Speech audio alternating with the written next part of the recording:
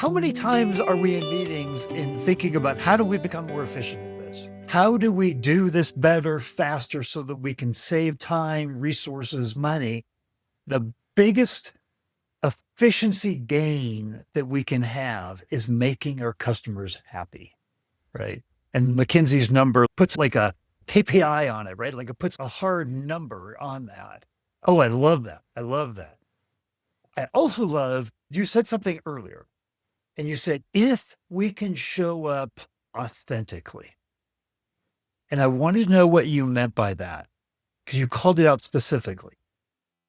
So, end of the day, I think what's happening of late, right, with all the data out there, with the companies are beginning to deliver similar products.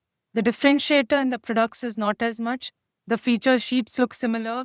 With AI coming, the gaps in your marketing team versus my marketing team is also reducing, right? There's a lot of gaps that used to be there that's getting covered up. But really, the key differentiator that's going to last for the long term is authenticity. And authenticity is not just limited to a brand. I believe authenticity is a single biggest differentiator across the table, right? Whether it's in relationships, if you're authentic in a relationship, that's going to work. If your brand stays authentic to the company, it's going to deliver. If your team stays authentic to the values that your company stands for, they're going to deliver, they're going to sustain. So, all of these, I think, is what can stand out in the long term and that can really deliver value. It's not about doing quick bug fixes. It's not about doing these small wins. It's about keeping your eye on the ball, playing the long game, staying authentic to your brand, staying authentic as a person, and delivering consistency with that as time goes. I couldn't agree more. You can smell it a mile away when somebody's not really authentic with you, right? They're not invested. They're trying to spend as little time as possible. They're trying to get through the meetings, get on to the next.